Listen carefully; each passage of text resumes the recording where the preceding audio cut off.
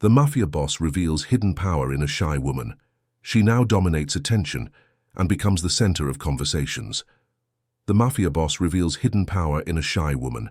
She now dominates attention and becomes the center of conversations. And what happened next? Nobody in that room ever saw coming.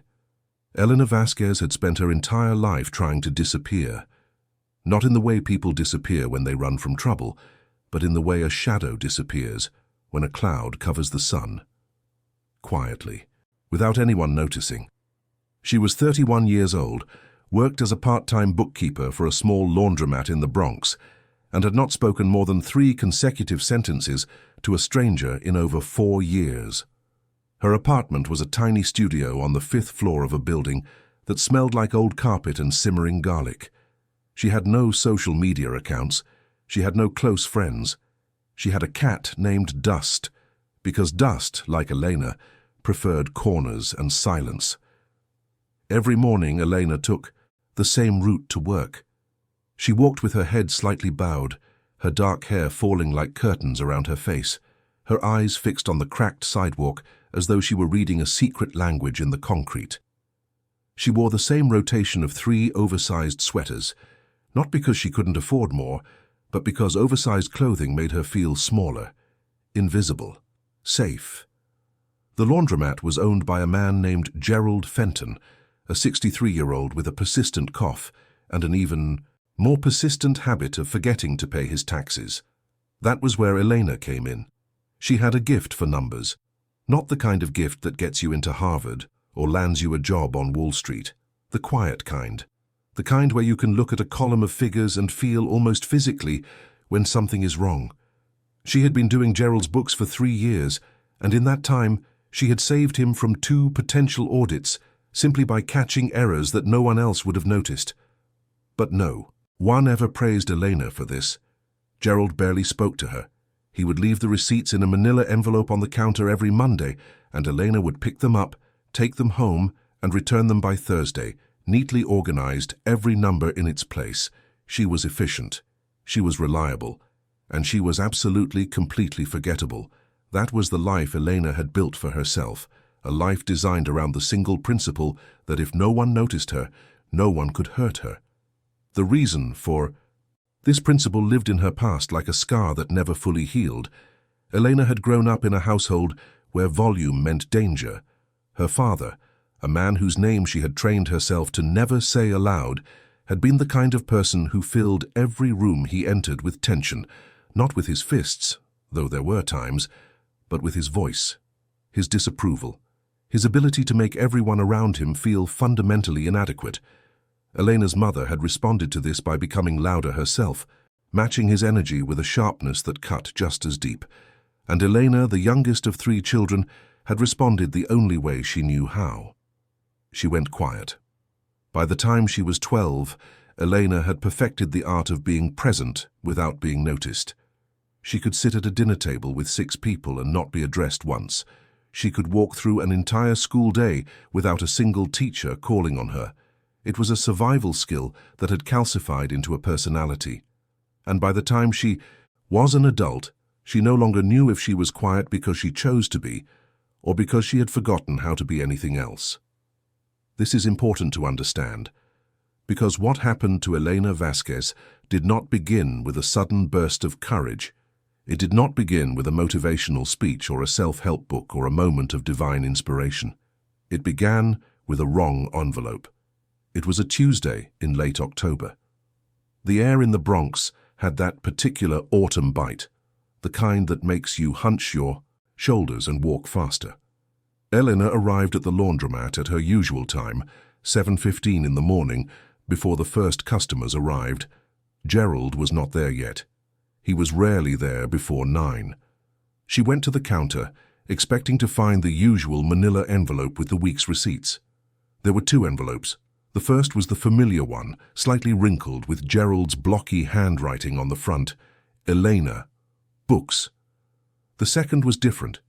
It was thicker, heavier, made of cream-colored paper that felt expensive to the touch. It had no name on it, no writing at all. It was sealed with a small circular sticker that was dark red, almost the color of dried wine.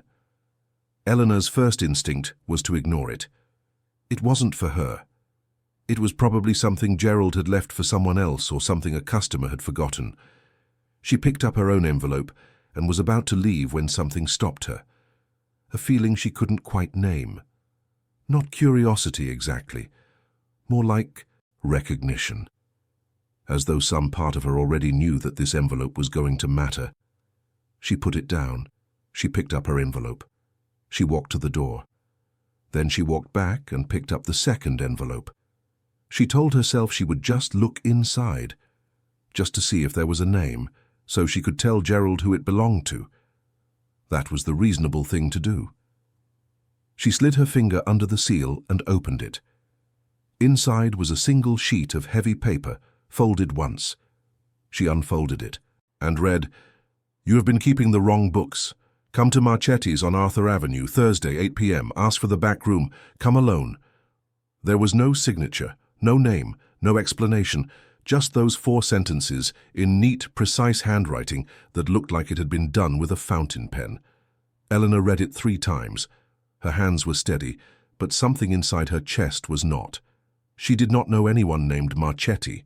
She had never been to Arthur Avenue after dark, and the phrase, "keeping the wrong books," landed in her stomach like a stone because she understood it immediately.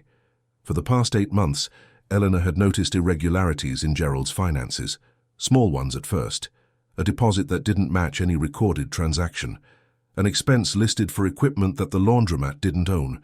She had flagged these quietly, in her own notes, in a small blue notebook she kept separate from the official books. She hadn't said anything to Gerald because she wasn't sure what they meant, and because saying something would have required a conversation, and conversations with Gerald were something Elena avoided whenever possible. But she had kept track. Column after column, in her precise handwriting, a shadow ledger that documented every discrepancy, every number that didn't add up, every dollar that seemed to appear from nowhere or vanish into nothing. And now someone knew about it. Eleanor put the letter back in the envelope. She put the envelope in her bag. She went home. She sat on her bed with dust in her lap and stared at the wall for a very long time. She should go to the authorities. That was the sensible thing, the safe thing. But go to them with what?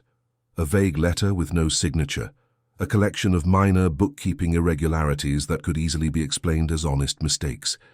She could already imagine the conversation. She would sit across from some board officer, trying to explain a feeling she had about numbers that didn't add up, and the officer would nod politely and file it somewhere it would never be seen again. And then whoever had written that letter would know she had talked. She should ignore it. That was the other option. Pretend she had never opened the envelope. Go back to her routine, continue being invisible. But there was that feeling again, that nameless thing that had made her walk back across the laundromat to pick up the envelope in the first place. It sat in her chest like a low hum, and for the first time, in years it felt more powerful than her fear.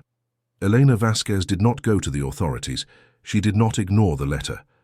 On Thursday evening, at 7:45, she put on her least oversized sweater, left dust with an extra bowl of food, and took the bus to Arthur Avenue. For those who don't know, Arthur Avenue is the real Little Italy of New York City, not the tourist version in Manhattan with its checkered tablecloths and overpriced pasta, but the authentic heart of Italian-American culture in the Bronx.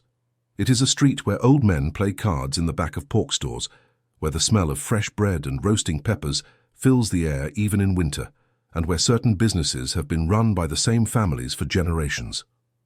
Some of those businesses are restaurants, some are bakeries, and some are things that don't have signs on their doors. Marchetti's was a restaurant technically, a narrow storefront with a green awning and a window display of dusty wine bottles. That looked like they hadn't been moved since the 90s. Eleanor stood outside for 3 full minutes before she went in. A bell above the door chimed when she entered. Inside it was warm and dim. Red vinyl booths lined the walls. A counter ran along the left side, behind which a heavy-set woman with silver hair was drying glasses. There were only 4 other people in the restaurant, 2 elderly men sharing a plate of antipasti, and a young couple in the corner booth who were too absorbed in each other to notice anything else. Elena approached the counter. Her voice, when it came out, was barely above a whisper. "I'm looking for the back room." The woman with the silver hair looked at her, not with surprise, not with suspicion, with a kind of calm evaluation, the way a jeweler might look at a stone before deciding whether it was worth cutting. "Through there," the woman said, tilting her head toward a narrow hallway past the kitchen. "Last door on the left." Eleanor walked down the hallway. The kitchen noise fell away. The hallway smelled like olive oil and old wood. She reached the last door on the left. It was closed. She knocked. "Come in." The voice was male, deep, unhurried. It was the kind of voice that didn't need to be loud, because it had never needed to compete with anything. Elena opened the door. The back room was smaller than she expected. A single round table sat in the center, covered with a white cloth. 2 chairs, a bottle of sparkling water, and 2 glasses. On the walls, framed black and white photographs of men she didn't recognize. Men with serious eyes and expensive suits from decades past. And at the table sat a man who looked like he had walked out of one of those photographs. He was perhaps 60, perhaps older. It was hard to tell. He had thick silver hair combed back from a broad forehead, a face that was all angles and shadows, and eyes that were so dark they seemed to absorb light rather than reflect it. He wore a charcoal suit, with no tie. The collar of his white shirt opened just enough to reveal a thin gold chain. His hands rested on the table, perfectly still. They were the hands of a man who had done many things with them but no longer needed to. "Sit down, Elena," he said. She sat. Not because she wanted to, but because there was something in his voice that made standing feel inappropriate, like refusing an invitation that had been extended by gravity itself. "My name is Dominic Marchetti," he said, "and I know who you are." Eleanor said nothing. She had learned long ago that silence was the safest response to any statement that felt dangerous. Dominic studied her for a moment. Then he poured water into both glasses, slid one toward her, and leaned back in his chair. "You're wondering why you're here," he said. It wasn't a question. Eleanor nodded. "You've been working for Gerald Fenton for 3 years. In that time, you've noticed things. Things in the numbers. Things that don't add up. And you've been writing them down in a blue notebook that you keep in the second drawer of your desk at home, underneath a copy of a novel called The House of Mirth." Eleanor's blood went cold, not because he knew about the notebook, but because he knew where she kept it. He knew what book it was under, which meant someone had been in her apartment. "Don't be frightened," Dominic said, and his tone shifted slightly, becoming something that, against all reason, sounded almost gentle. "If I wanted to harm you, I wouldn't have invited you to dinner." "I'm not having dinner," Elena said.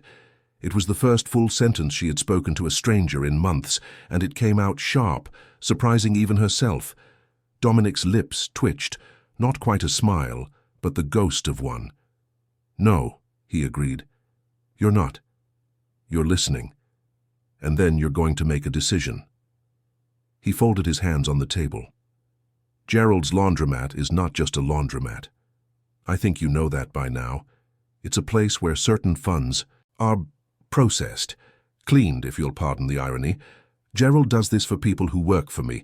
He has been doing it for 11 years, and he has been doing it badly for the last 3 because Gerald is getting old and careless, and he drinks more than he used to."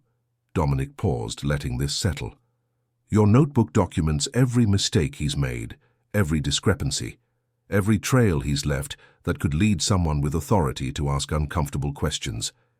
You've been more thorough than any professional I could have hired, and you did it without being asked, without being paid, and without telling a single soul." He leaned forward slightly. "That tells me 3 things about you, Elena. You're intelligent, you're discreet, and you pay attention to details that other people miss. Those are rare qualities. Separately, they're valuable. Together, they're extraordinary." Eleanor's hands were in her lap, gripping each other so tightly her knuckles were white. Every instinct she had was telling her to leave, to stand up, walk out of this room, go home, destroy the notebook, and never come back to Arthur Avenue again. but she didn't move. "What do you want from me?" she asked. Dominic reached into the inside pocket of his jacket and produced a small leather-bound folder. He placed it on the table and opened it. Inside were documents, financial statements, spreadsheets, account summaries. Eleanor's eyes moved over them automatically, the way a musician's fingers move over keys. "I want you to do what you've already been doing," Dominic said, "but on a larger scale, and with full knowledge of what you're looking at. You want me to keep your books? I want you to keep my organization's books, every division, every operation, every dollar in, every dollar out. You would answer only to me. You would work from a location I provide, with resources you currently cannot imagine. And in return, you would receive compensation that would make Gerald's envelope look like pocket change." Elena stared at the documents. The numbers swam before her eyes, not because they were complicated, but because her mind was racing so fast that her vision couldn't keep up. "I'm a bookkeeper for a laundromat," she said. "You were a bookkeeper for a laundromat," Dominic corrected. "What you are is something else entirely. You just haven't had the room to find out." He closed the folder and slid it across the table to her. "Take this home. Look at it. You have until Sunday to decide. If you say yes, your life changes. If you say no, you walk away. No consequences, no pressure. Gerald never knows about this conversation, and neither does anyone else." Eleanor looked at the folder. Then she looked at Dominic Marchetti. His dark eyes held hers without blinking, without pressure, without any of the menace she would have expected from a man in his position. What she saw instead was something that confused her even more than the invitation itself. She saw patience, and she saw certainty, as though he already knew what she was going to decide, and was simply waiting for her to arrive at the same conclusion. Elena picked up the folder. She stood. She walked to the door. "Elena." She stopped. "The world is full of loud people who have nothing to say. It's the quiet ones who change everything. Remember that." She walked out of Marchetti's without looking back. She took the bus home. She sat on her bed with the folder open in her lap and dust curled at her feet. And she read every page, every number, every line, until 3 in the morning. And somewhere between the second page and the last, something shifted. Not in the numbers, in her. Because for the first time in her life, someone had looked at all the things she had taught herself to hide, her intelligence, her attention, her relentless precision, and instead of overlooking them, had called them extraordinary. It was terrifying, and it was the most alive she had felt in years. Check if you're already. Subscribe to this channel, because stories like this one, stories that start with a quiet nobody and end in ways you will never expect, only happen here. Subscribe now, so you never miss what comes next. Elena said yes. She didn't say it on Friday. She didn't say it on Saturday. She said it on Sunday morning at exactly 9:14, standing in a phone booth on the corner of her block because the letter had included a phone number and she didn't own a cell phone. She dialed the number and a woman answered, not the silver-haired woman from the restaurant, but someone younger, with a voice that was brisk and professional. "I'd like to speak to Mr. Marchetti," Elena said. "He's expecting your call. 1 moment." 3 seconds of silence. Then Dominic's voice. "Eleanor." "Yes," she said, just the one word. It came out steady. "Monday morning, 9 o'clock. There will be a car outside your building, black sedan. The driver's name is Thomas. He'll bring you to me." The line went dead. Eleanor hung up the phone. She stood in the phone booth for a moment, watching the Sunday morning traffic of the Bronx. A woman pushing a stroller, a man walking 2 pit bulls, a delivery truck double-parked outside a bodega. The ordinary world going about its ordinary business. And here she was, standing on the edge of something that was anything but ordinary, and the strangest part was that she didn't feel afraid. She felt ready. Monday morning, the black sedan was there at 8:55. The driver, Thomas, was a compact man in his 40s with a shaved head and the kind of posture that suggested military training. He held the rear door open for Elena without a word. She got in. The leather seats were cream-colored and smelled new. There was a bottle of water in the cup holder and a small box of mints on the armrest. They drove south, through the Bronx, across the bridge into Manhattan, and then further south still into the financial district. Thomas parked in an underground garage beneath a glass tower that Elena had walked past 100 times without ever looking up. They took an elevator to the 32nd floor. The doors opened into a reception area that was all marble and soft light, with a single desk at which sat a young man with wire-rimmed glasses and an expression of practiced neutrality. "Miss Vasquez," he said, as though he had been expecting her for years. "Mr. Marchetti is in his office. Through those doors." Eleanor walked through the doors. Dominic's office was large but not ostentatious. Floor-to-ceiling windows overlooked the harbor. A massive wooden desk sat near the windows, covered in neatly arranged files. Bookshelves lined 2 walls, and Dominic himself stood by the window, looking out at the water, his hands clasped behind his back. He turned when she entered. "Welcome to your new life, Elena," he said. And then he smiled for the first time since she had known him, and it transformed his face entirely, softened it, humanized it, made him look like someone's grandfather, rather than someone who controlled a financial empire that operated in the spaces between legality and shadow. "Let me show you what you'll be working with." What followed was the most overwhelming morning of Elena's life. Dominic led her through a series of rooms on the 32nd floor, each one dedicated to a different aspect of his operations. There was a room filled with filing cabinets that contained records going back 30 years. There was a room with 6 computer terminals, each one connected to different financial systems. There was a conference room with a long table and 12 chairs, and on that table were stacked the financial records of every business Dominic Marchetti controlled: restaurants, construction companies, real estate holdings, import-export firms, and several others whose purposes were less immediately clear. "This is everything," Dominic said, standing at the head of the conference table. "Every number, every account, every transaction. It's been managed by different people over the years, some competent, some less so. What I need is someone who can see the whole picture, not just the individual threads, but the tapestry." He looked at her. "Can you do that?" Eleanor looked at the stacks of files. She looked at the computer terminals visible through the glass wall of the adjacent room. She looked at the sheer volume of information that was being placed in front of her like a mountain she was being asked to climb. And then something happened that she did not expect. The mountain didn't frighten her. It called to her. It was as though every number she had ever worked with, every discrepancy she had ever noticed, every hour she had spent in her tiny apartment with Gerald's receipts and her blue notebook had been training for exactly this moment. "Yes," she said, "I can do that." "Good," Dominic said. "You start now." Eleanor Vasquez started now, and for the next 6 weeks she did. Not stop. She arrived at the 32nd floor every morning at 8 and did not leave until 9 or 10 at night. Thomas drove her both ways. She ate meals at her desk, food that appeared without her asking for it, always hot, always good. She spoke to almost no one except Dominic, who checked in with her once a day, always briefly, always with the same calm precision that characterized everything he did. And she worked. She opened every file, examined every record, traced every transaction.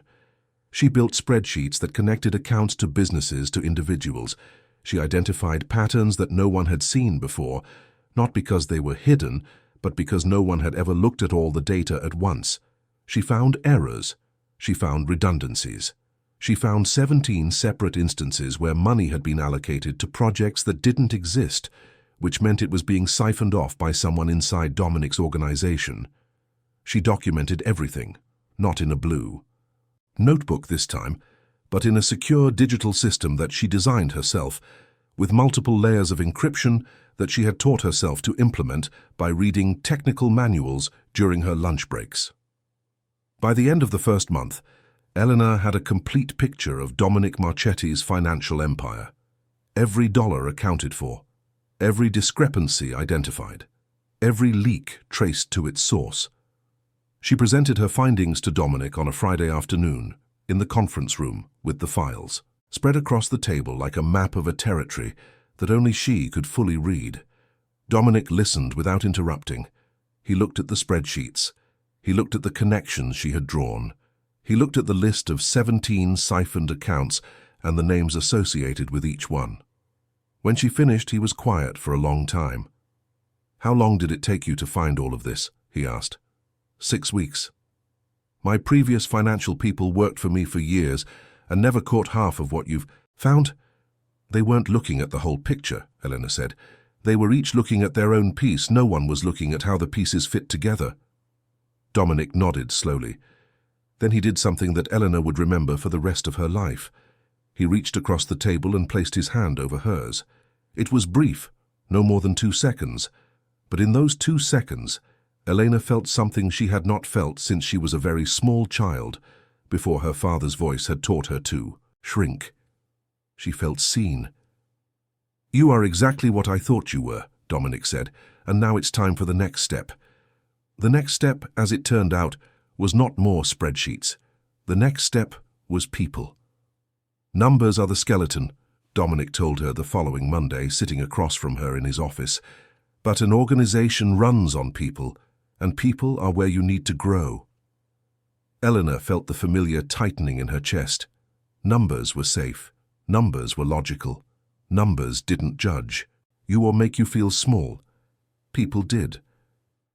"I know what you're thinking," Dominic said. "You're thinking that numbers are your strength and people are your weakness. But you're wrong.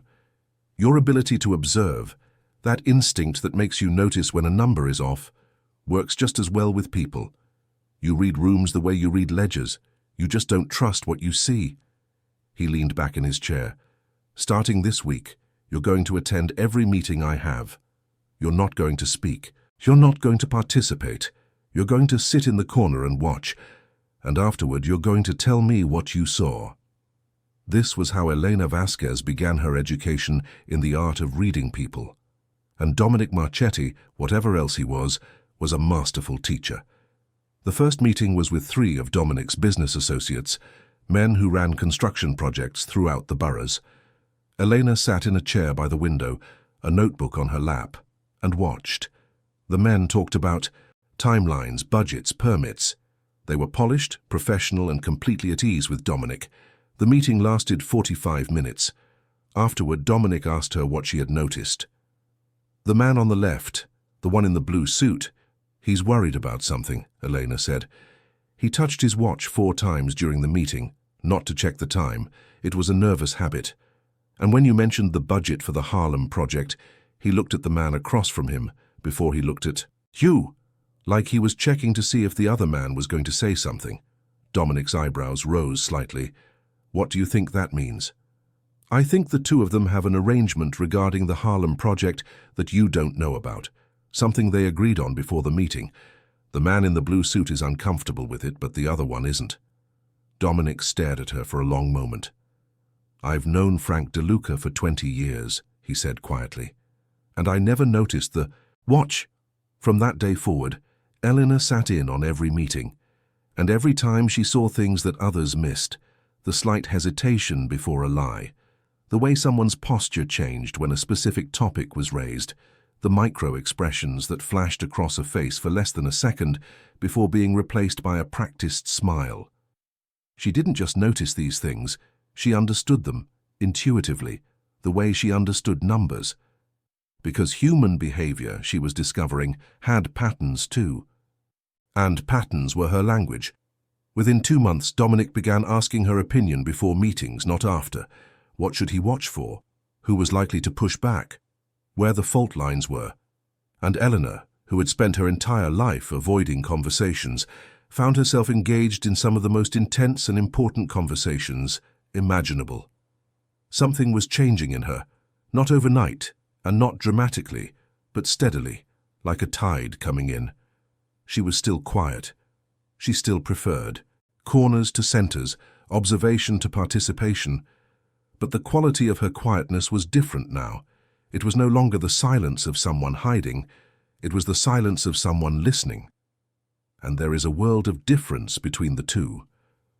The people around Dominic began to notice. His associates, his employees, even Thomas the driver, all registered the shift. There was a new person in Dominic's orbit, a slight, dark-haired woman who never raised her voice, but who somehow seemed to be present at every important moment. She didn't command attention in the traditional sense. She didn't walk into rooms with authority or speak with the kind of force that demanded respect. But when she did speak, people listened. Because when Elena Vasquez said something, it was always precise, always relevant, and almost always something no one else had thought of. Who is she? People began to ask. And the answer, depending on who you asked, varied. To the accountants, she was the woman who had reorganized the entire financial structure in 6 weeks. To the associates, she was the one who sat in meetings and saw things that decades of experience had missed. To Dominic, she was something else entirely. "She's the most valuable person in this building," he told his right-hand man, Vincent Caruso, one evening after Elena had left for the day. "And the most dangerous, because she sees everything, Vincent, everything." Vincent Caruso was a man who had been with Dominic for 30 years. He was tall, lean, with a face that looked like it had been carved from granite and then left in the rain. He did not trust easily, and he did not trust Elena at all. "She's been here 2 months, Dom," Vincent said. 2 months. And you're giving her access to everything, the books, the meetings, the names. What if she's working for someone? She's not. How do you know? Because I've spent 60 years reading people, Vincent, and that woman in there is exactly what she appears to be. Someone who has been invisible her whole life, and who is just now discovering that she doesn't have to be. Vincent was not convinced, and this, Elena would later learn, was the beginning of a problem that would nearly destroy everything, but that was still to come. For now, Elena was in the middle of the most extraordinary transformation of her life, and she was only beginning to understand its dimensions. It was during the 3rd month that Dominic introduced her to the concept of what he called the room.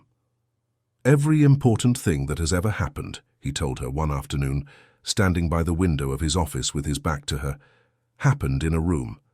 Treaties are signed in rooms, deals are made in rooms, decisions that affect millions of people are made by a handful of people sitting in a room. And the person who controls the room, not the loudest person, not the most powerful person, but the person who understands the room, that person controls the outcome."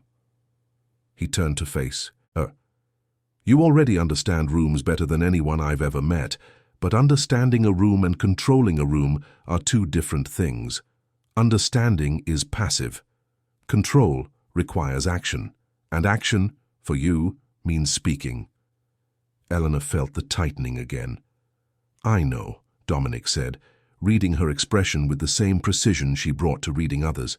"Speaking is hard for you, not because you don't have anything to say, but because somewhere along the way you learned that your voice didn't matter, that it was safer to be silent, and whoever taught you that and whoever made you believe that your words had no value, they were wrong.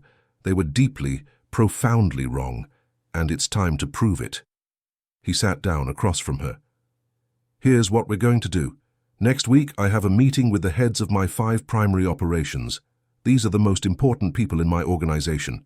They've never seen you. They don't know who you are. And you're going to walk into that room and present the financial restructuring plan you've been developing." Elena's mouth went dry.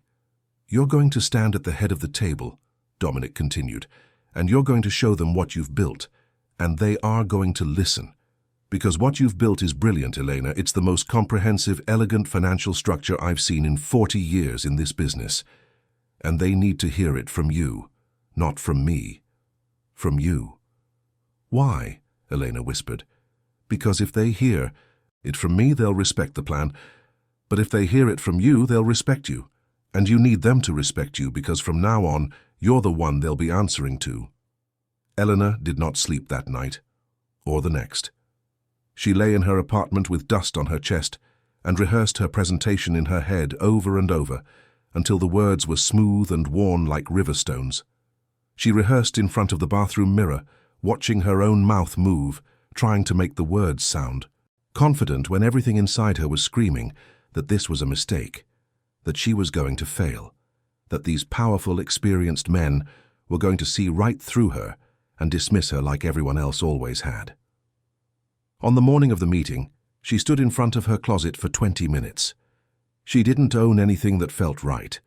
Her oversized sweaters were armor for invisibility, and this was a day that required the opposite.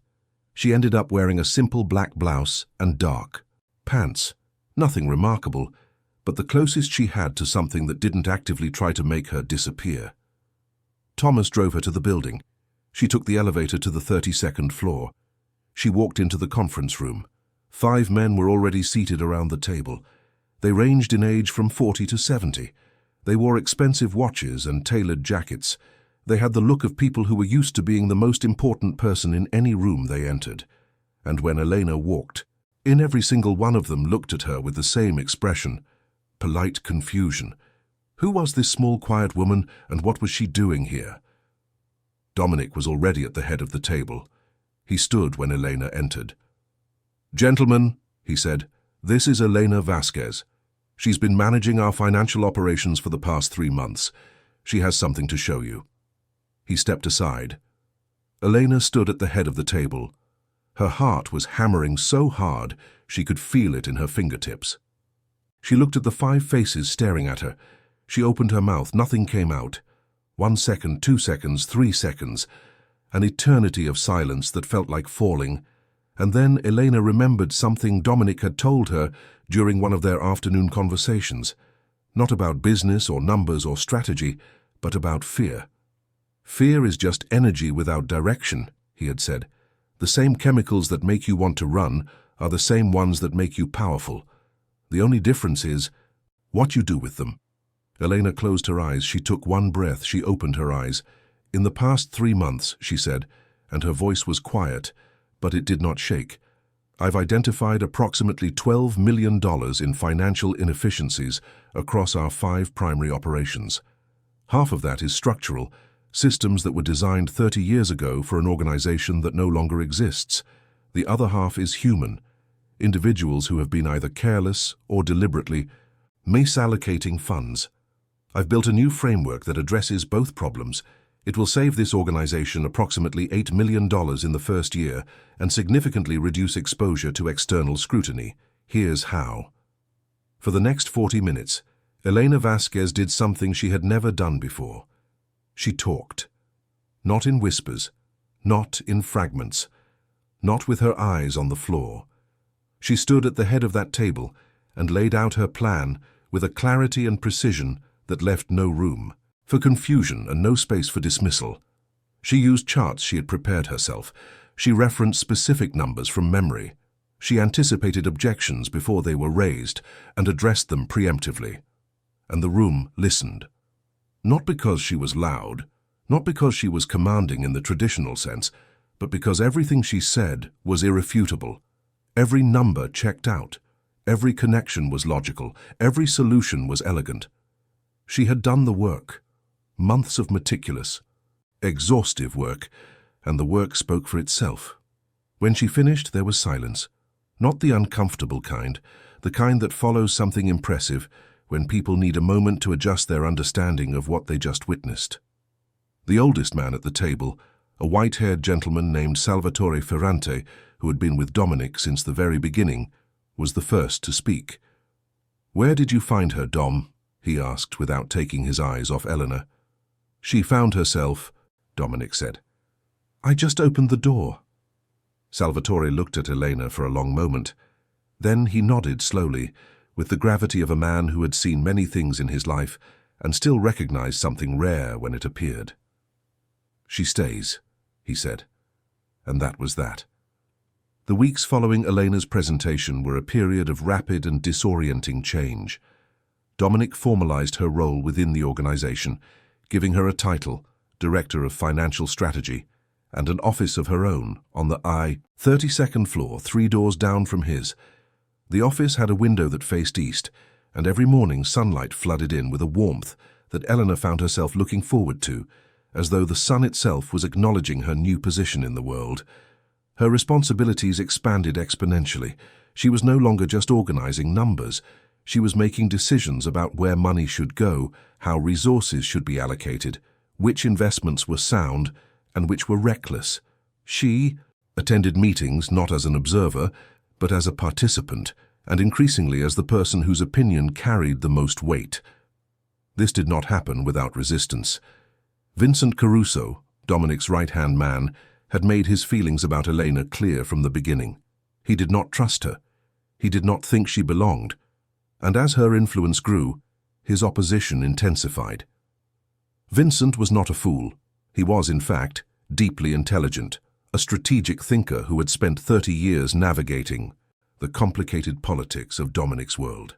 He had risen through the ranks, not through force but through loyalty, patience, and an almost supernatural ability to anticipate problems before they materialized.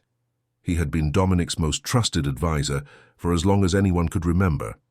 And now, in a matter of months, a woman he had never heard of was being given access to things that had taken him decades to earn.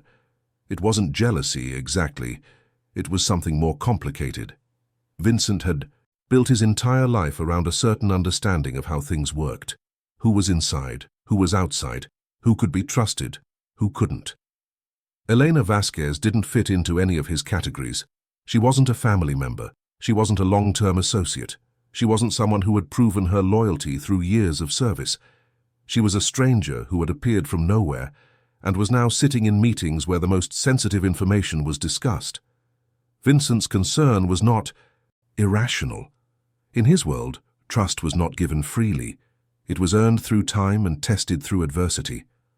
Eleanor had done neither, and the speed with which Dominic had embraced her made Vincent uneasy in a way he couldn't quite articulate. He began to watch her. Not overtly, Vincent was too sophisticated for that, but he paid attention. He noted when she arrived and when she left. He observed who she talked to and what she said. He looked for cracks in her composure, signs of deception, anything that would confirm his suspicion that she was not what she appeared to be. He found nothing, and somehow that made him more suspicious. The first real confrontation came 6 weeks after Elena's presentation to the operations heads. Dominic had asked Elena to restructure the financial relationship between two of his construction companies, a complex task that involved redirecting funds through a series of legitimate business accounts in a way that would reduce the organization's overall exposure to regulatory scrutiny. It was delicate work, the kind that required absolute precision and absolute discretion. Elena had completed the restructuring in 4 days. She presented it to Dominic on a Thursday morning. He reviewed it, approved it, and instructed her to implement it by the following week. Vincent was in the room when this happened. He said nothing during the meeting, but afterward, he followed Dominic into his office and closed the door.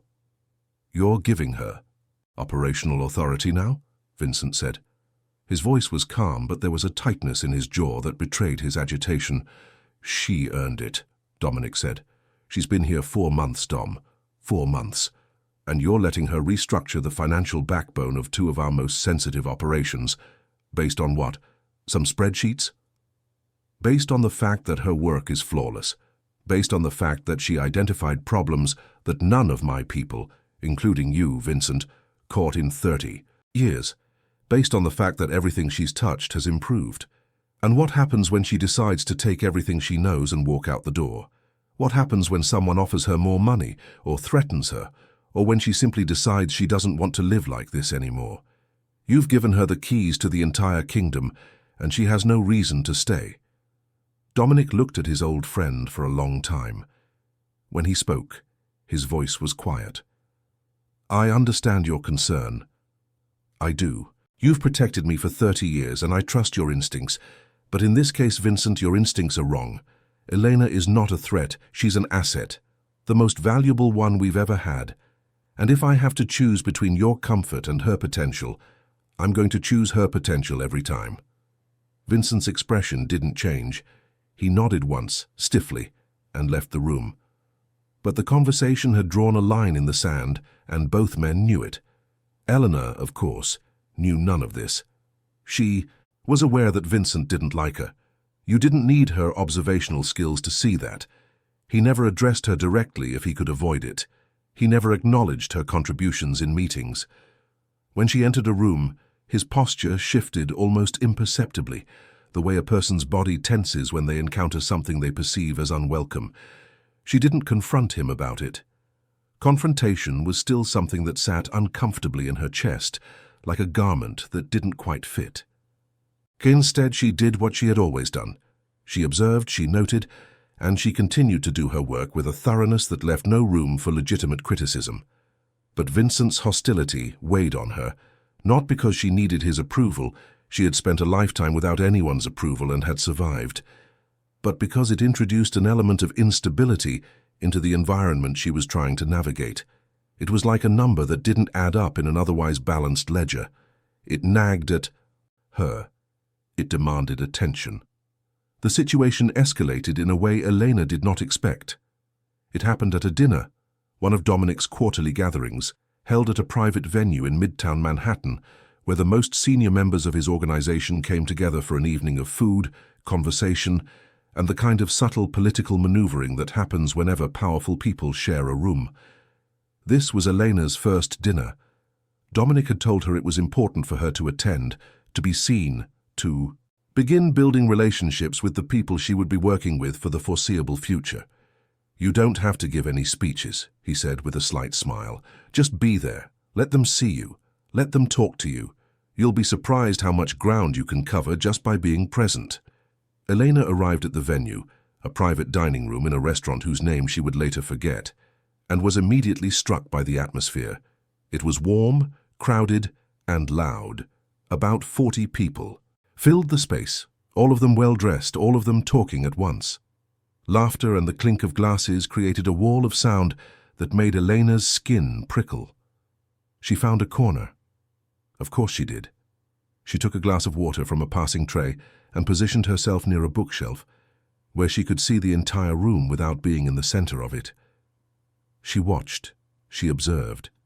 She catalogued. She noticed that Salvatore Ferrante, the oldest of the operations heads, was holding court at a table near the window, telling a story that involved elaborate hand gestures and frequent pauses for dramatic effect. She noticed that a young woman in a red dress, someone she didn't recognize, was moving through the crowd with the practiced ease of a person who was accustomed to being watched. She noticed that Thomas, the driver, was standing by the exit with his arms folded, scanning the room with the same quiet vigilance he brought to everything. And she noticed Vincent Caruso watching her from across the room. Their eyes met for a moment. Vincent's expression was unreadable. Then he turned away and joined a conversation at the bar. 20 minutes passed. Eleanor was considering leaving. She had been there long enough to satisfy Dominic's request, and the noise was beginning to feel oppressive when someone approached her.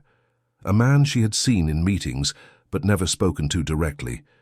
His name was Marco De Luca, mid-40s, handsome in a sharp-featured way, with an easy smile that seemed to come naturally.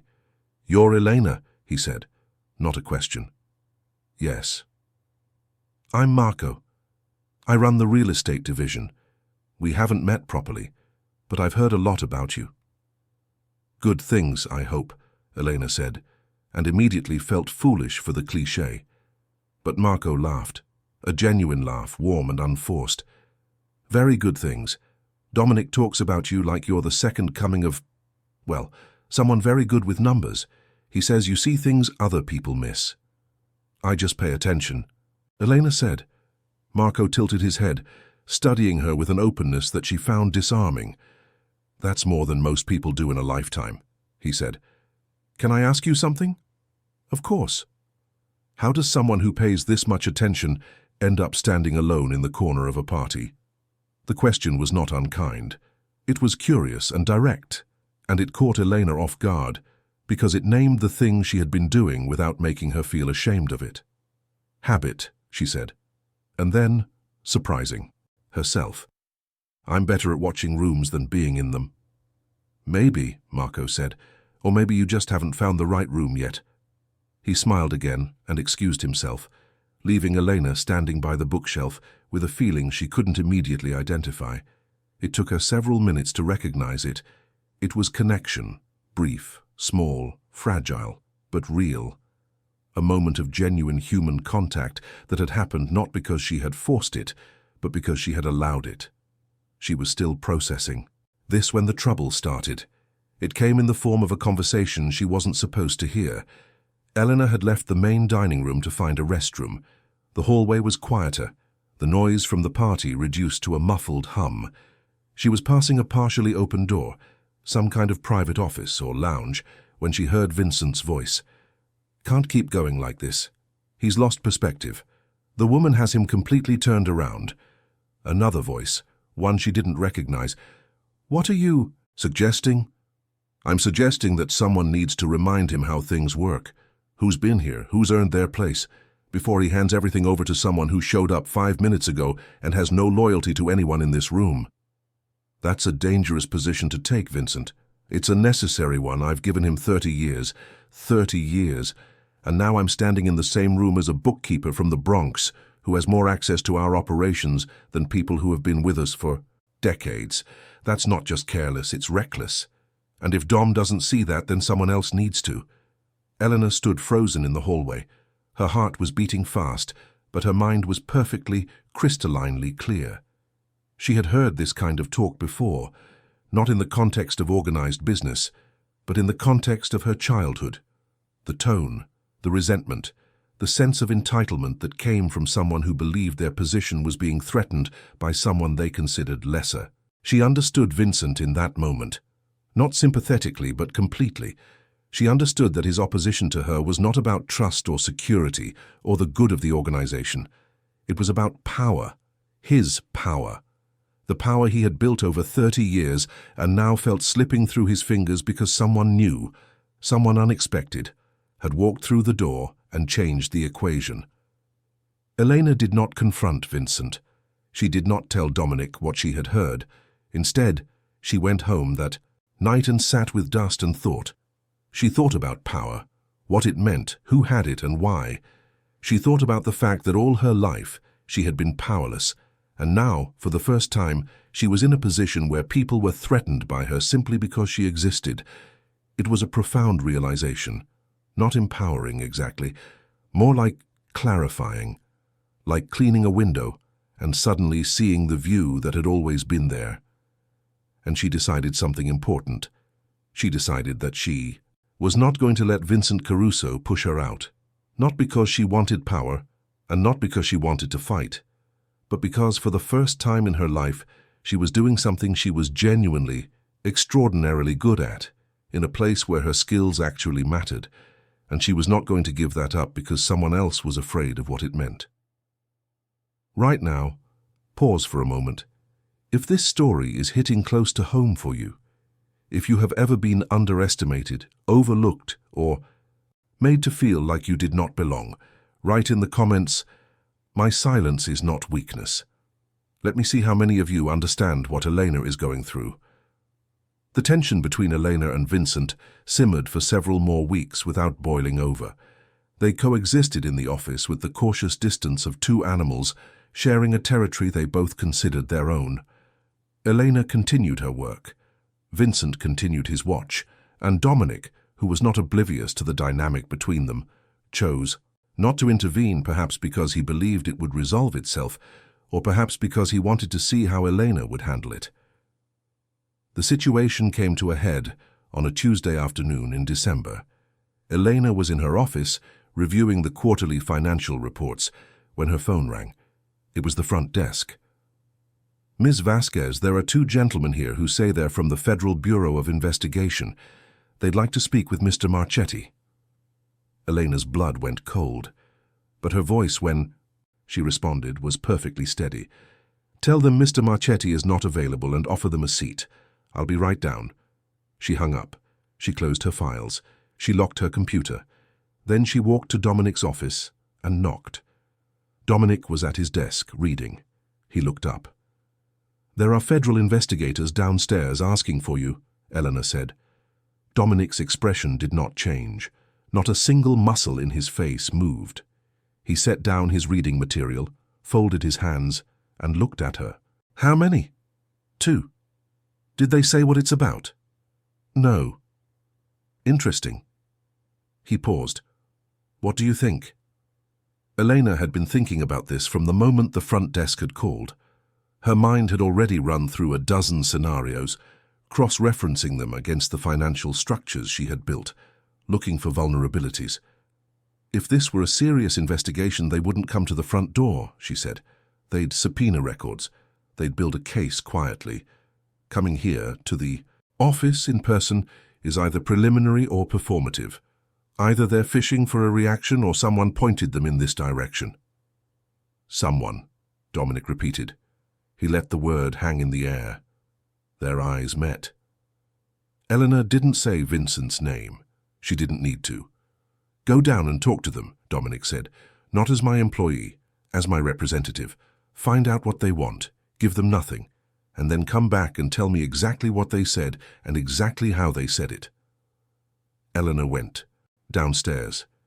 The two federal agents were sitting in the reception area. They were both men, both in their 30s, both wearing the kind of dark suits that were designed to convey authority without standing out. One was tall with sandy hair and an expression of rehearsed friendliness. The other was shorter, with sharp eyes and the stillness of someone who was trained to observe. "Good afternoon," Elena said. "I'm Elena Vasquez, Director of Financial Strategy. How can I help you?" The tall one did the talking. His name was Agent Morrison. His partner was Agent Chen. They were looking into certain financial irregularities connected to a construction project in Queens, one of Dominic's projects. They were hoping to speak with Mr. Marchetti directly, as a courtesy before proceeding with any formal requests. Elena listened. She asked 3 questions, specific, technical questions about the nature of the alleged irregularities. Agent Morrison answered 2 of them and deflected the 3rd, with a vague reference to ongoing investigative matters. "I appreciate you coming in person," Elena said. "I'll relay your request to Mr. Marchetti and have our legal team reach out to arrange a formal meeting at a time that works for everyone. In the meantime, if you have any specific documentation requests, please direct them to our legal department." She handed them a business card. She shook their hands. She showed them to the elevator. Then she went back upstairs and told Dominic everything, not just what they had said, but how they had said it. Morrison was confident but not aggressive. He was testing the waters. Chen was the more dangerous one. He had been watching Elena the entire time with the focus of someone cataloguing details for later use. The Queen's project they had mentioned was one that Vincent had been directly involved in overseeing. "They're not building a case against you," Elena said. "They're building a case against the Queen's project specifically. And either they found something on their own or someone gave them a reason to look there." Dominic was silent for a long time. When he spoke, his voice was heavy. "Pull every financial record associated with the Queen's project. Everything. I want it on my desk by tomorrow morning." Eleanor worked through the night. By 6 a.m., she had assembled a complete financial history of the Queen's construction project, going back 5 years. What she found confirmed her suspicion. The irregularities the agents had referenced were real, but they had not been caused by the financial structures Elena had built. They predated her arrival by years. They were buried in the old system, the system that had been in place before Elena had restructured everything. And they were concentrated in a series of transactions that had been authorized by one person, Vincent Caruso. The discovery sat in Elena's stomach like lead, not because it surprised her. On some level, she had suspected something like this for weeks, but because it meant that Vincent's hostility toward her was not just about pride or power. It was about self-preservation. He had been sloppy. He had left trails. And Elena's reorganization of the financial system had inadvertently made those trails visible. Vincent wasn't afraid of Elena because she was new. He was afraid of her because she was good, and her goodness exposed his weakness. Elena presented her findings to Dominic the next morning. She laid everything out with the same precision she brought to every task. The transactions, the dates, the amounts, the authorization codes that traced back to Vincent's accounts.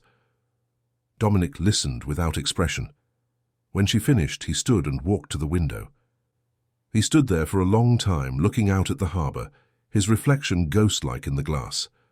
How long? He asked. At least 4 years, Eleanor said. Possibly longer. The older records are harder to trace because the filing system wasn't digital before I arrived. How much? Approximately $2.3 million, spread across multiple accounts and jurisdictions. It wasn't a large amount in the context of overall operations, which is why it went unnoticed, but it was consistent. Monthly transfers, always just below the threshold that would trigger automatic flags. Dominic turned from the window. His face was the oldest Elena had ever seen it. Not angry, tired, profoundly, deeply tired. 30 years, he said. It was not a statement about the money. It was a statement about a friendship, a partnership, a bond that he had believed was unbreakable and that had just been revealed as something less than what he thought. What do you want to do? Elena asked.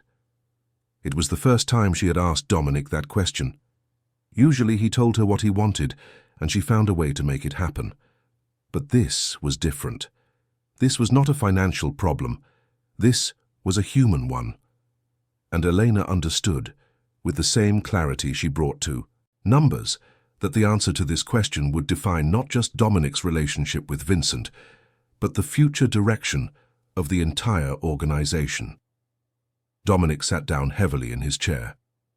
There was a time, he said slowly, when I would have handled this differently. When I was younger and angrier and less aware of the cost of things. But I'm old now, Elena, and I've learned that the most expensive thing in the world is not money. It's trust. And once it's broken, you can't restructure. You can't file it away in a better system. It's just gone. He looked at her.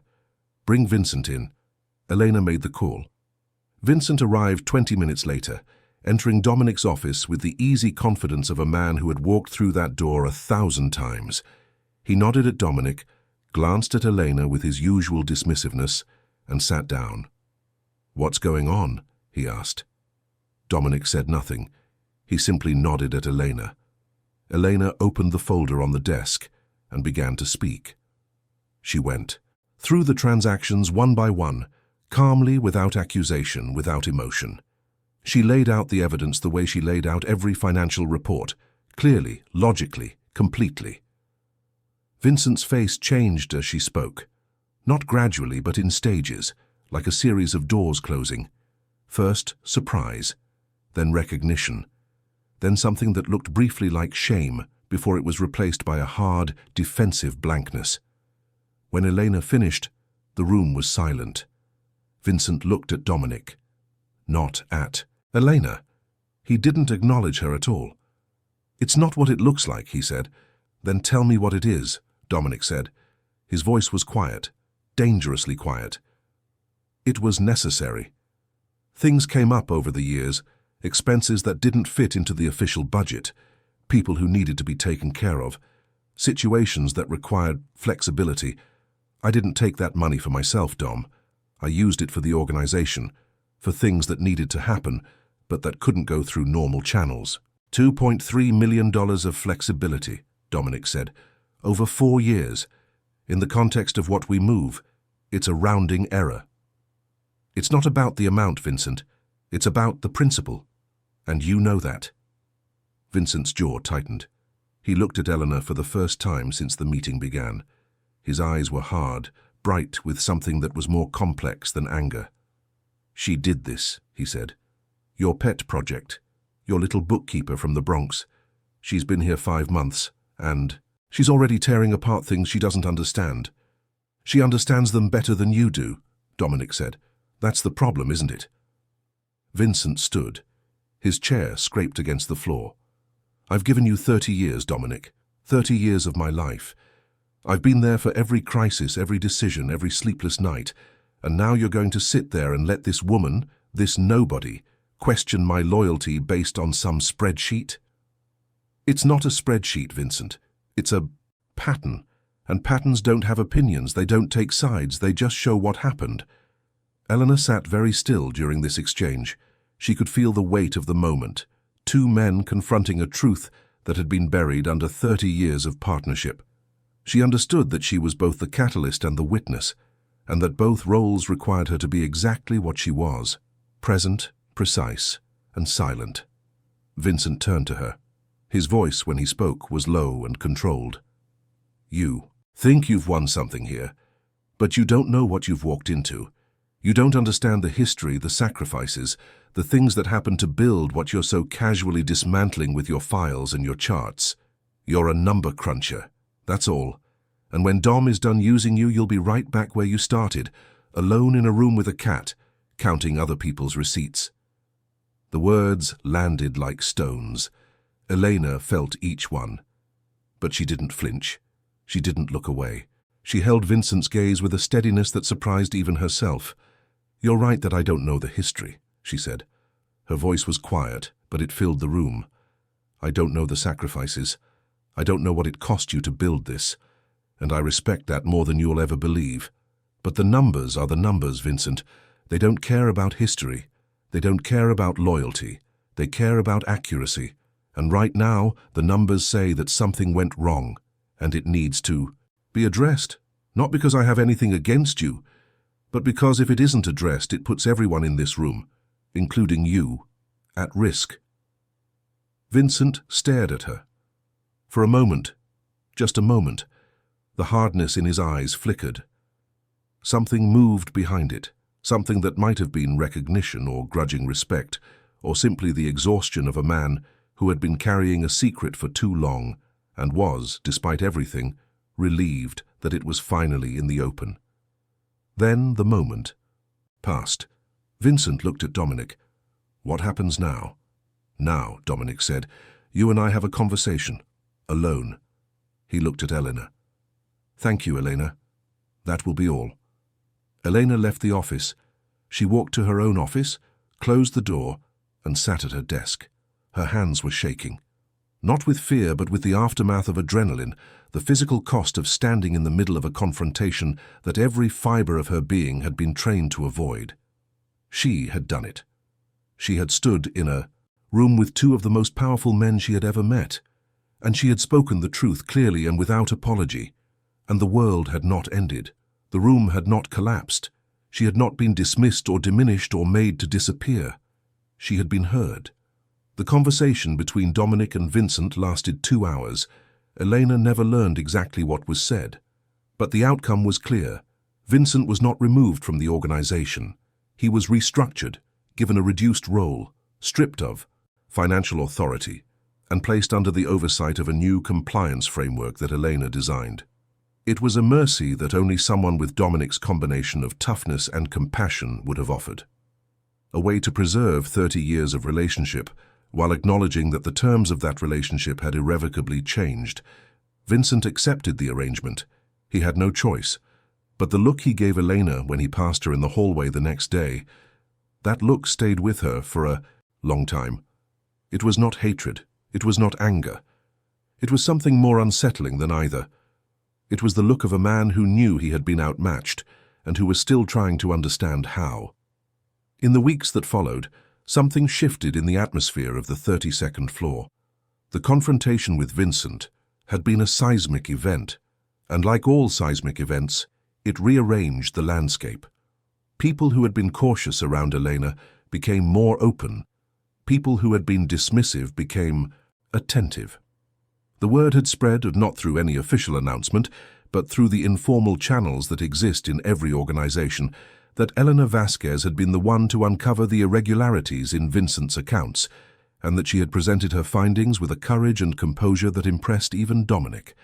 Salvatore Ferrante, the veteran operations head who had pronounced "she stays" at Elena's first presentation, began inviting her to his weekly strategy sessions.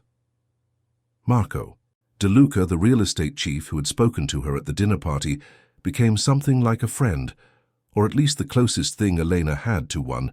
He would stop by her office with coffee, tell her stories about the early days of the organization, and listen when she talked about the patterns she was seeing in the data. "You're different from anyone else here," Marco told her one afternoon. "Everyone else is trying to be seen. You're trying to see, and you end up being seen more than any of them." Elena didn't know what to do with this observation. She was still getting used to the idea that people were paying attention to her, that her presence in a room was noticed, that her absence was remarked upon, that her opinions were sought and valued. It was like learning to walk in a new kind of gravity, where the rules she had built her life around no longer applied.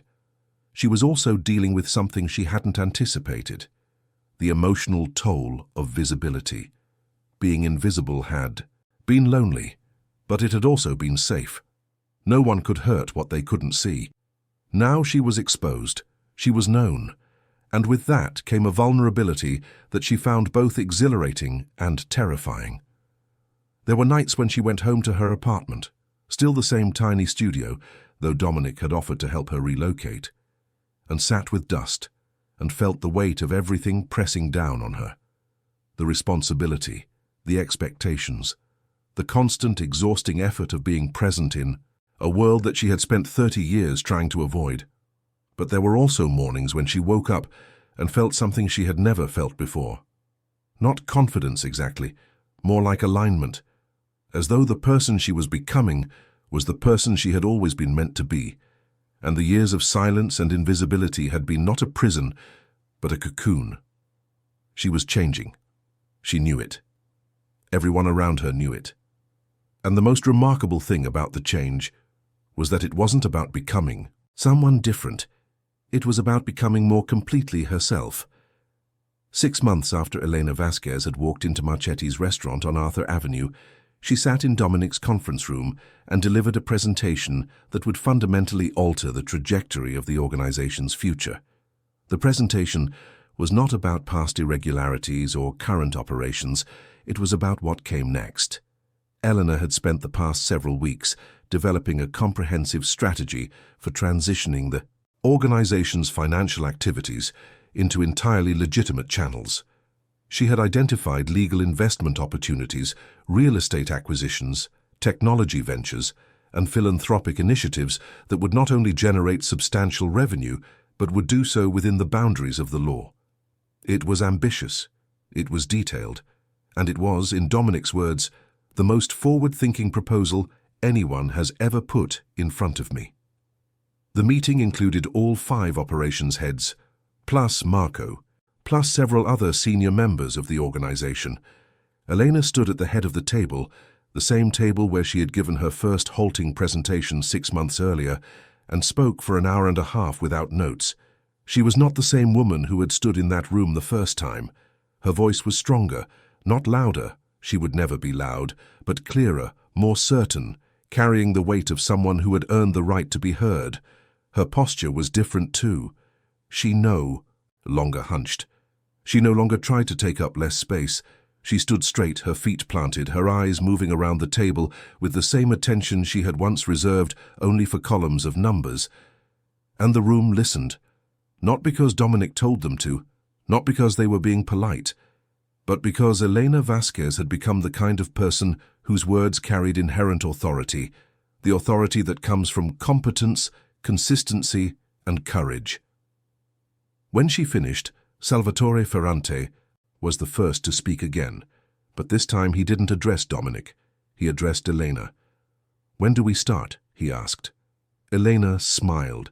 It was a small smile, quiet, almost imperceptible, but it was real. And for those who had been watching her transformation over the past 6 months, who had seen her evolve from a ghost who haunted the corners of rooms to a presence that commanded their center, that smile was the most powerful thing in the room. "Immediately," she said. The implementation of Elena's strategy began the following week.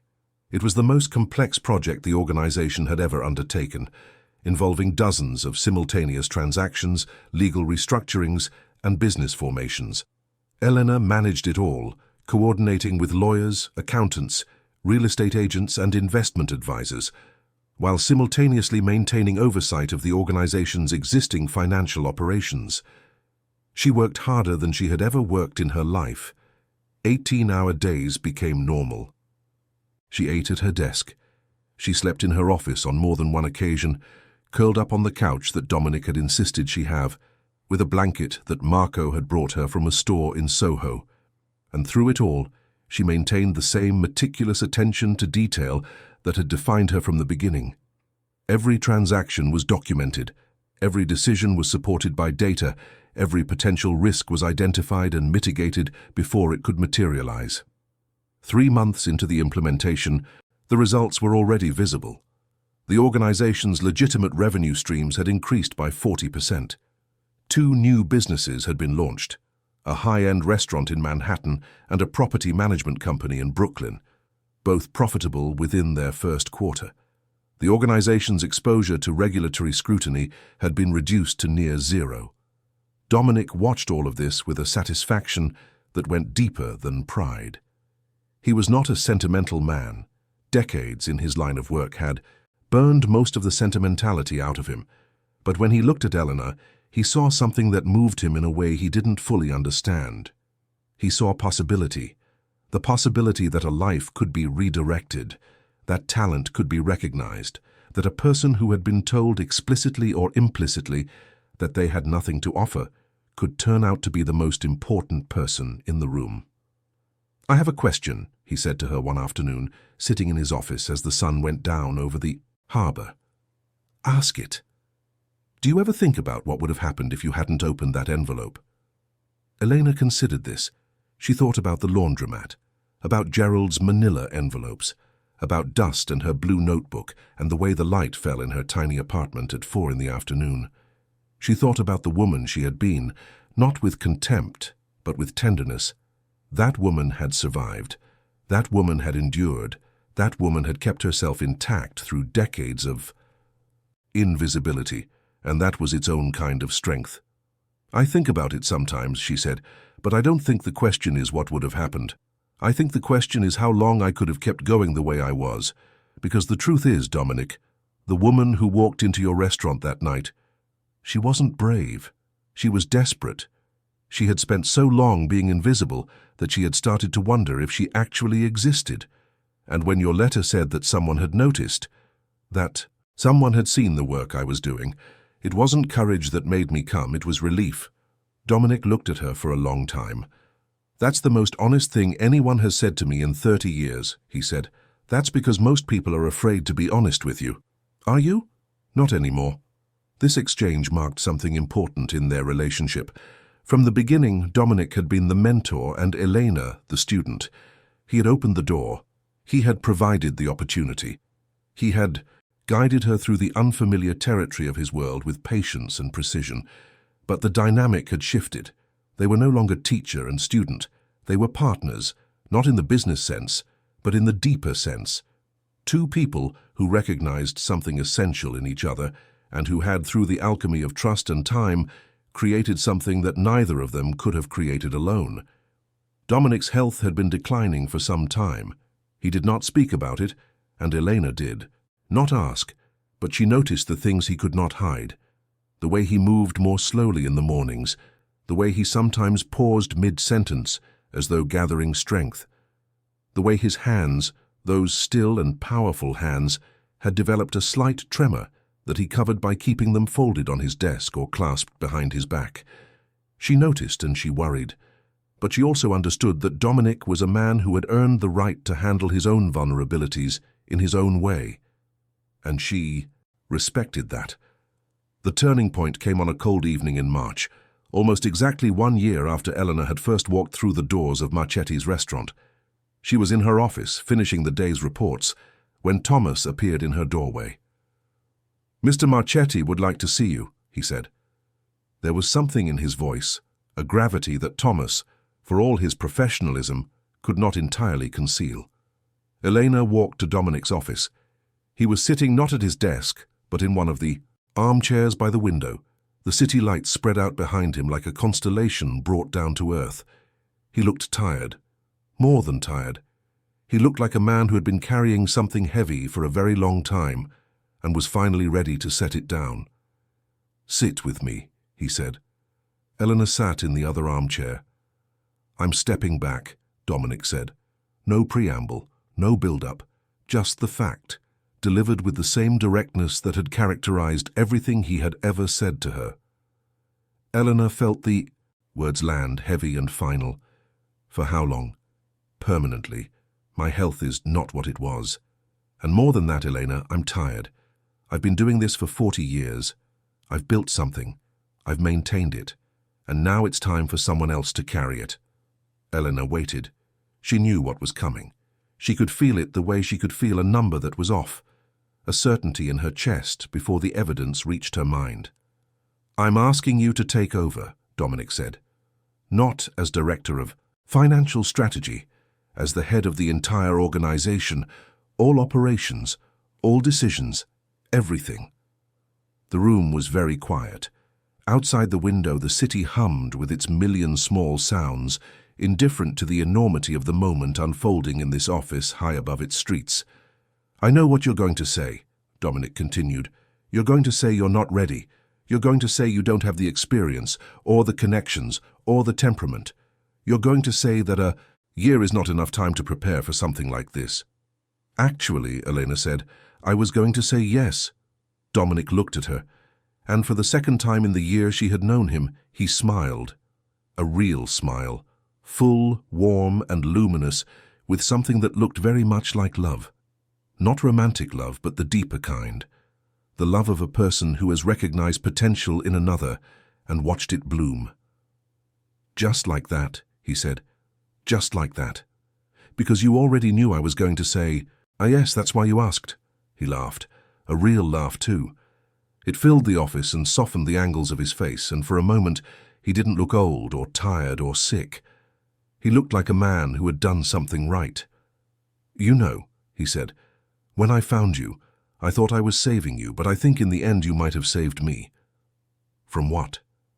"From believing that everything I built would die with me." The transition happened over the next 3 months.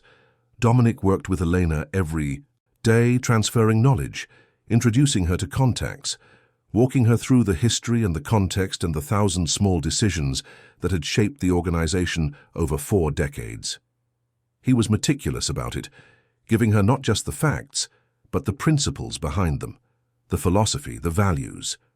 "An organization is not a machine," he told her. "It's a family, a complicated, dysfunctional, maddening family, and the person at the top isn't a CEO. They're a parent. They have to be strong enough to make hard decisions and soft enough to understand why those decisions hurt." Elena listened. She absorbed. She prepared. She also made changes, small ones at first, adjustments to processes, clarifications of responsibilities, improvements to communication channels, then larger ones. She promoted Marco De Luca to a senior advisory role, recognizing his combination of business acumen and interpersonal skill.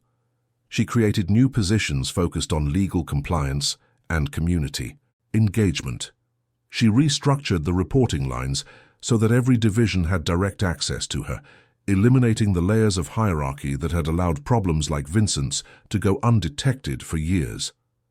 Speaking of Vincent, his relationship with Elena underwent its own transformation during this period. It did not become warm. It was never going to be warm, but it became, slowly and grudgingly, respectful. Vincent had watched Elena navigate the most challenging year of her life with a composure and competence that he could not deny even if he wanted to, and when she approached him, directly without intermediaries, and asked for his help during the transition, he was, for the first time, genuinely surprised. "Why would you want my help?" he asked. "I've done nothing but oppose you since the day you arrived." "Because you know things I don't," Elena said. "You know the history, the people, the unwritten rules. I can learn the numbers on my own, but I can't learn 30 years of institutional knowledge from a spreadsheet. I need someone who's been here. And whether you like it or not, Vincent, that's you." Vincent stared at her for a long time. Then he shook his head, slowly, with something that might have been admiration. "You're tougher than you look," he said. "Everyone is tougher than they look," Elena said. "Most people just don't get the chance to show it." It was the beginning of an unlikely partnership, not a friendship. They would never be friends, but a working relationship built on mutual recognition of each other's strengths. Vincent brought experience and context. Elena brought vision and precision. Together, they were more effective than either would have been alone. 1 year after Dominic Marchetti had stepped back, Elena Vasquez sat in what had once been his office, now hers, and looked out at the harbor. The sun was going down. The water was gold and copper, and the city's lights were beginning to flicker on, one by one, like stars, emerging from the dark. On her desk was a photograph that had not been there when the office belonged to Dominic. It was a picture of Elena at 7 years old, standing in the doorway of her childhood home, half hidden behind the doorframe, one eye visible, looking at the camera with an expression that was simultaneously fearful and curious. She had found it in a box her mother had sent her, the first contact from her family in over a decade, prompted by a newspaper article about a mysterious woman who had taken over one of the most significant business organizations in the Northeast. Elena looked at that photograph every day, not with sadness, with gratitude, because the girl in that picture, the girl hiding behind the door, afraid to be seen, afraid to be heard, afraid to take up space in a world that seemed designed to shrink her. That girl had survived. She had endured. She had carried her intelligence and her sensitivity and her extraordinary gift for seeing patterns through decades of silence and invisibility, and she had emerged on the other side of it all not broken, but forged.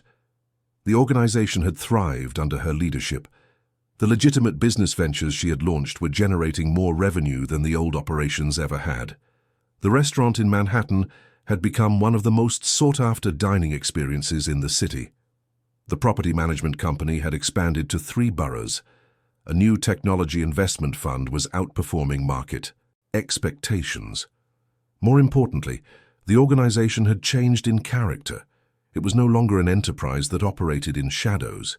It was becoming something legitimate, something sustainable, something that could exist in the light without fear. This was Elena's greatest achievement. Not the numbers, not the revenue, not the strategic victories, but the fundamental redirection of an entire organization from darkness toward daylight.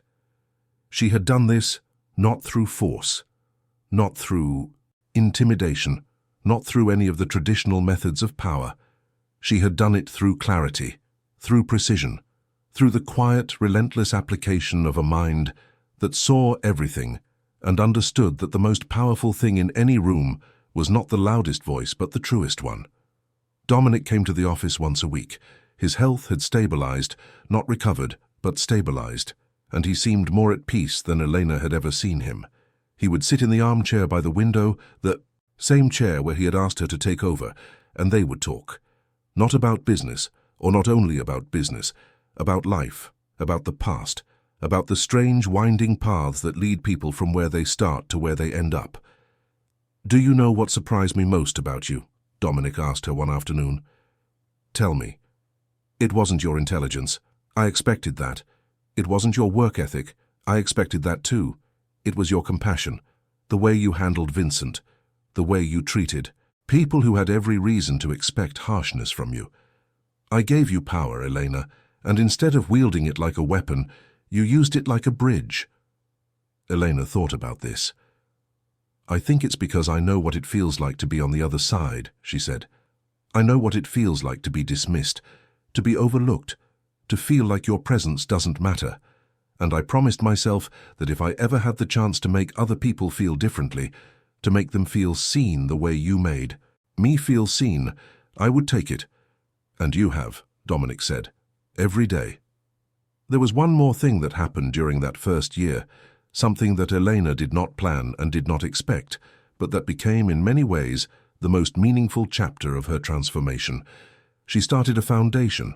It was not a large one and it was not flashy.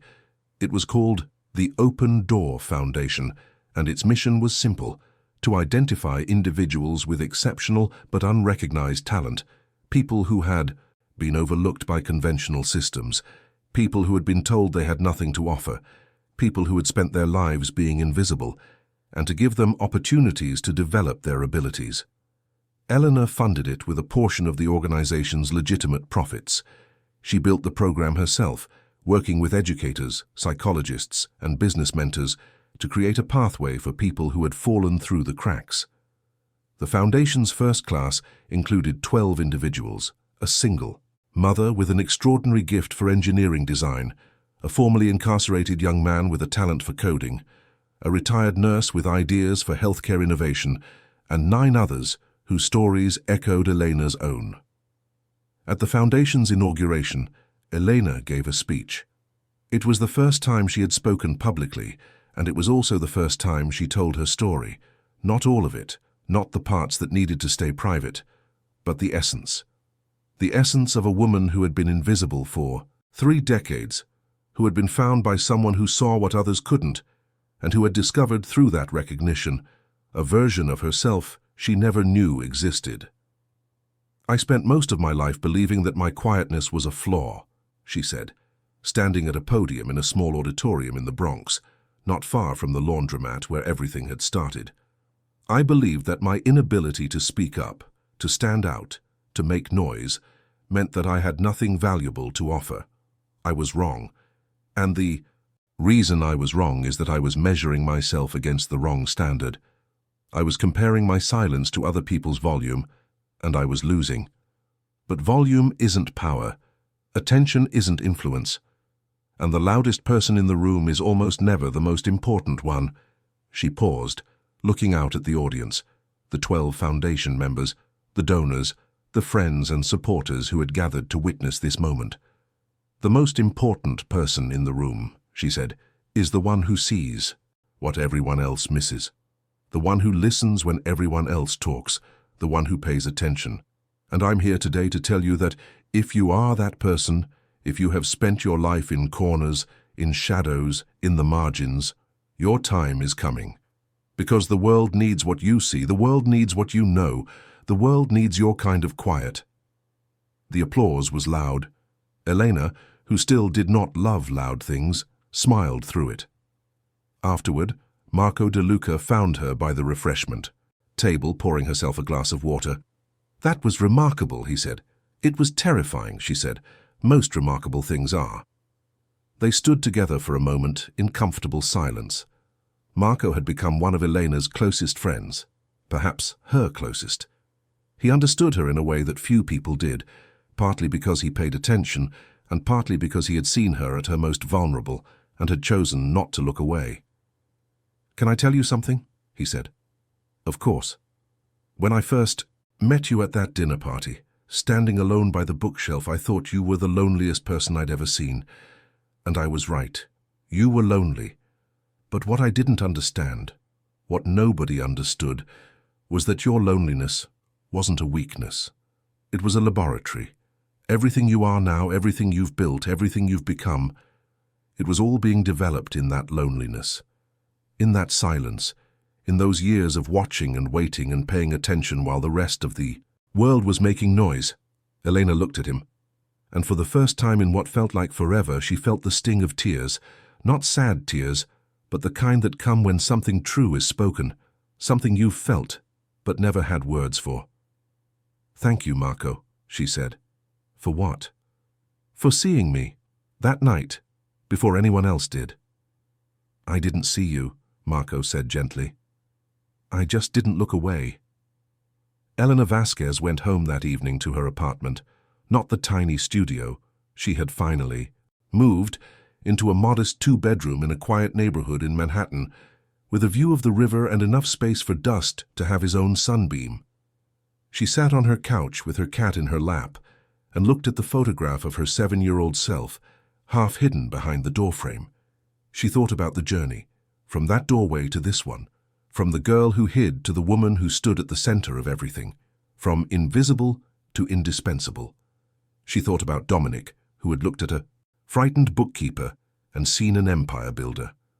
About Vincent, who had fought her every step of the way, and in doing so had made her stronger than she would have been without the opposition. About Marco, who had not looked away. About Salvatore, who had said she stays and meant it. About Thomas, who drove her home every night in silence that felt like safety. About Gerald and his laundromat, and the manila envelopes that had been the foundation on which everything else was built.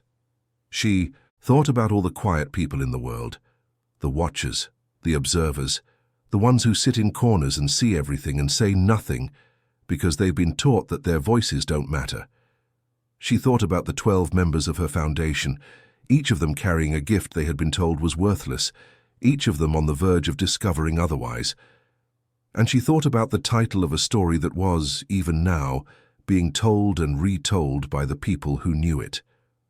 The Mafia boss reveals hidden power in a shy woman. She now dominates attention and becomes the center of conversations. That was the headline. That was the shorthand. But the real story, the one that mattered, was both simpler and more complex than any headline could capture. It was the story of a woman who learned that power is not volume, that influence is not noise, that the most revolutionary thing a quiet person can do is not to become loud, but to remain quiet and refuse to be overlooked. It was the story of a woman who discovered that the same qualities that had made her invisible, her sensitivity, her attention to detail, her relentless observation of everything around her, were, in the right context, the most powerful qualities in the room. And it was the story of a man who had spent his life building an empire out of shadows, and who, in the twilight of that life, did the most important thing he ever did. He opened a door. Not for himself, for someone else, for someone who had been standing on the other side of that door for 30 years, waiting for permission to walk through. Elena Vasquez was no longer waiting for permission. She was no longer hiding behind door frames. She was no longer invisible. She was the center of every room she entered, not because she demanded it, not because she performed it, but because she had earned it through work and courage and the quiet, relentless refusal to be anything less than what she truly was. And what she truly was, it turned. Hout was extraordinary. The sun went down over the river, dust purred in her lap. The city hummed its endless hum outside her window, and Elena Vasquez, the shy woman from the Bronx who had once measured her life in silence, sat in her living room and felt for the first time that the size of her world finally matched the size of her soul. If you watched until the end, it is because this story found something inside you. Because you, too, know what it means to be quiet in a loud world. If you watched until here, leave a comment saying, "I watched until the end," so I can meet you and know who truly connects with the stories on this channel. If this story moved you, hit the like button. It takes 1 second and helps more people find stories like this one. And share it. Send it to someone who needs to hear that silence is not weakness. That being quiet does not mean being small. That the most powerful person in any room might be the one who says the least. And if you are not yet subscribe now. Because this channel is for the watchers, the listeners, the ones who see what everyone else misses. This is your space. And there are more stories coming. Stories of quiet people who changed everything. You do not want to miss what comes next. This was the story of Elena Vasquez. And somewhere right now, another Elena is sitting in a corner, waiting. Her story is about to begin.